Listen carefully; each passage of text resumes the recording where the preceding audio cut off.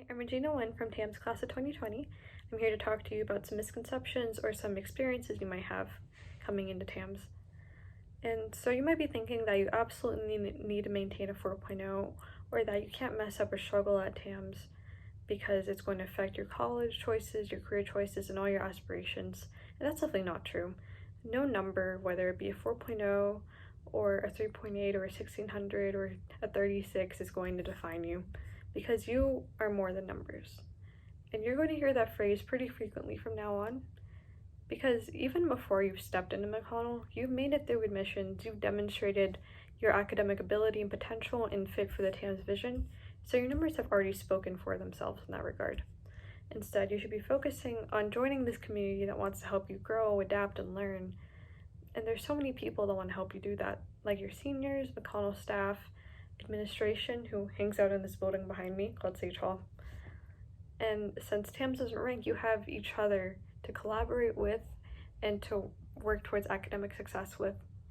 And there's so many opportunities that you can take advantage of, like volunteering, clubs, and research that will supplement your experience at TAMS, because we don't want it to be only about academics. We want you to grow socially and grow a sense of community.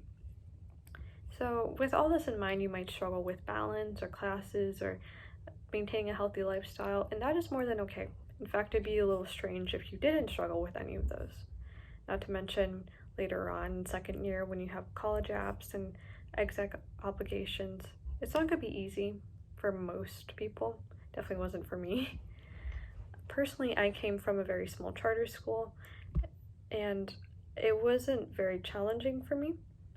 And then I came to TAMS, where the classes were so much faster paced, there was a lot more self-accountability, and the content was much harder. And as a result of that, I developed test anxiety and imposter syndrome, so I didn't feel like I was on par with my classmates, and it didn't feel like I deserved to be there with all these really accomplished people. And then I was having trouble getting enough sleep and eating healthy, and things started to catch up to me. For instance, I had this one math test where I came in knowing that I had studied well in advance, that I had done so many practice problems, but the minute I saw the test paper, my mind went blank, and I started physically shaking to the point where I could barely write. Needless to say, that test did not go very well, but after working with my academic advisor, my professor, and other TAMS resources to try to prevent further anxiety and figure out why I was feeling this way, I made a lot of progress. I went from panicking before I even opened the packet to getting a 98 on the next test. But it took a lot of recognizing those unhealthy thought patterns and working on self-compassion. And I definitely had to keep practicing that, especially when college apps came along, and I had to figure out where I wanted to go to school, what careers I wanted to pursue, because I was bouncing around from pharmacy to optometry to so many kinds of engineering or law, and it was a lot to balance. So even if I didn't meet some GPA goals, I learned how to effectively time manage, how to manage my coursework, how to still take care of myself when I'm busy, probably 16 hours of the day, if not more. And I started treating myself better, and I've kept that self-awareness.